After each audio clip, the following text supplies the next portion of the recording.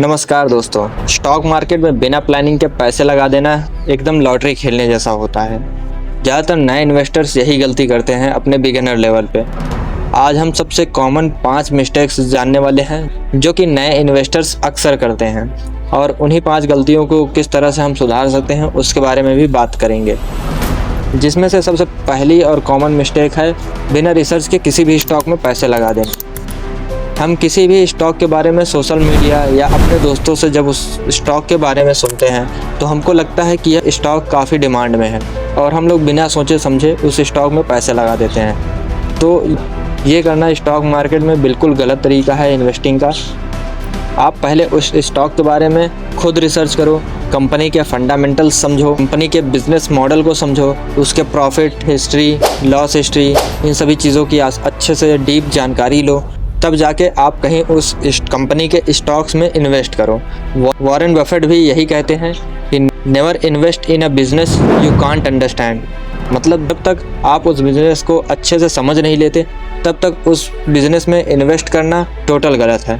अगर आपको खुद इन सभी चीज़ों की जानकारी लेने में दिक्कत होती है, आपको ये सारी चीज़ें नहीं समझ में आती, तो आप म्यूचुअल फंड या इंडेक्स फंड जैसे चीज़ों को कंसीडर कर सकते हैं। इसमें आपकी इन्वेस्टमेंट डाइवर्सिफिकेशन हो जाती है, जिससे रिस्क कम हो जाता है और प्रॉफिट होने के चांसेस ज़्यादा होते हैं। दूसरी और सबसे कॉमन मिस्टेक ये है कि लोगों को लगता है स्टॉक मार्केट एक क्विक रिच स्कीम है।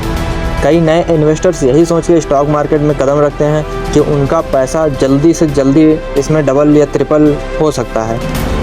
तो यह एक बहुत ही गलत धारणा है। सोशल मीडिया और कुछ मीम पेजेस की वजह से लोगों ने स्टॉक मार्केट को एक लॉटरी जैसा बना रखा है, बट ये चीज़ टोटली गलत है। इंडिया बुल्स सिक्योरिटीज़ की वेबसाइट पे भी एक आर्टिकल है जो बताता है कि नए इन्वेस्टर्स स्टॉक मार्केट में सिर्फ इसीलिए आते हैं कि उनका पैसा रातों रात डबल या ट्रिपल हो सकता है, और यही सोच के वो लोग रिस्की बेट्स वगैरह में अपने पैसे लगा देते हैं। लेकिन ये सारी चीज़ें बिल्कुल गलत है। शेयर मार्केट एक कंसिस्टेंसी और पेशेंस का गेम है।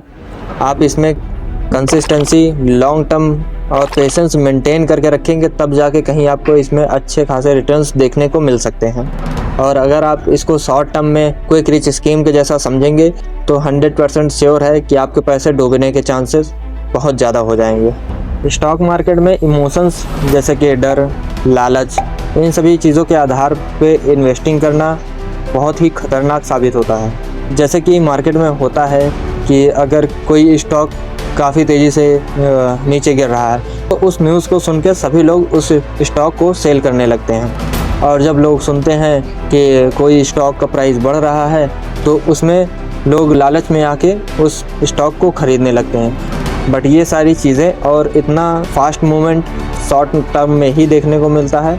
जब कंपनी का स्टॉक बढ़ने लगता है तो लोग फोमो में आके उस स्टॉक को ख़रीदने के लिए कूद पड़ते हैं, सोचते हैं मेरे से ये कहीं मिस ना हो जाए।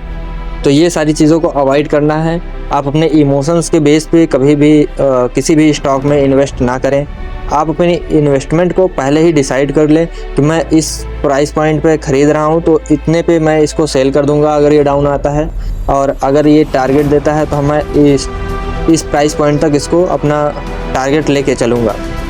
ज़्यादातर लोग यही गलती करते हैं कि न्यूज़ और आर्टिकल्स के बिहाफ पे लोग फोमो में आके या किसी स्टॉक के प्राइस गिरने के डर के मारा वो अपने स्टॉक्स को सेल करने लगते हैं। बट ये सारी चीज़ें शॉर्ट टर्म होती हैं, तो आप इन सभी चक्करों में ना पड़ें। आप लॉन्ग टर्म में किसी भी कंपनी के स्टॉक्स देखेंगे तो कुछ टाइम बाद सारे अपने लॉसेस को रिकवर करके हमेशा ऊपर ही गया है। तो इस तरह की सेलिंग से बचें और अच्छे से रिसर्च करके तब किसी स्टॉक में अपने पैसे को इन्वेस्ट करें। चौथी सबसे कॉमन मिस्टेक ये है कि अपने सारे पैसे को किसी एक स्टॉक या 2 स्टॉक में ही लगा देना।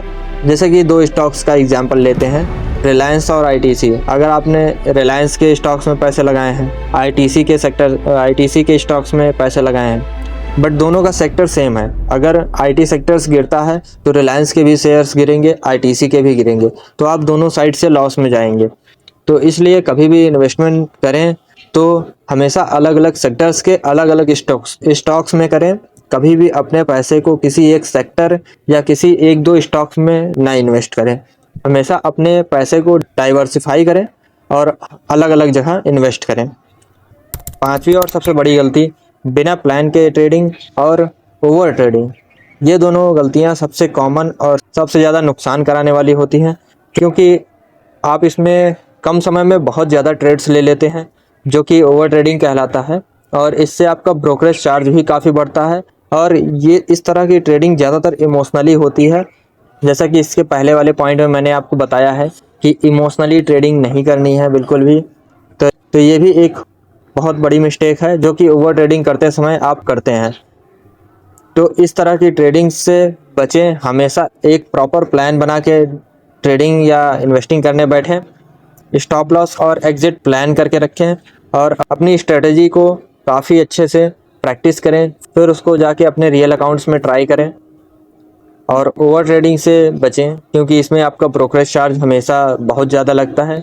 जितनी आपकी कमाई नहीं होगी उससे ज़्यादा आपको ब्रोकरेज चार्जेस भरने पड़ सकते हैं। ओवर ट्रेडिंग ज़्यादातर आप ट्रेडिंग में ही करते हैं जो कि शॉर्ट टर्म होती है। अगर आप एक स्टेबल इन्वेस्टिंग प्लान चाहते हैं तो आप एसआईपी से शुरुआत कर सकते हैं, जो कि आपको एक कंसिस्टेंसी और एक पेशेंस मेंटेन करने में काफ़ी अच्छी मदद करेगी। तो दोस्तों, ये थे कुछ 5 सबसे कॉमन मिस्टेक्स जो कि नए इन्वेस्टर्स अक्सर करते हैं। इन गलतियों से बचने के लिए अपने सारे प्लान्स को पहले से डिसाइड करके रखो, अपने स्टॉप लॉस को डिसाइड करो, अपने टारगेट को डिसाइड करो, अपने अंदर पेशेंस रखो और डिसिप्लिन के साथ ट्रेडिंग करो। तब जाके आप कहीं एक अच्छे इन्वेस्टर और अच्छे ट्रेडर बन सकते हैं।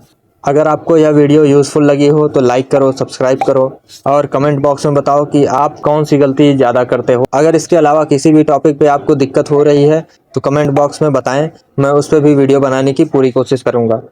मिलते हैं अगले वीडियो में। इस वीडियो के लिए बस इतना ही। धन्यवाद।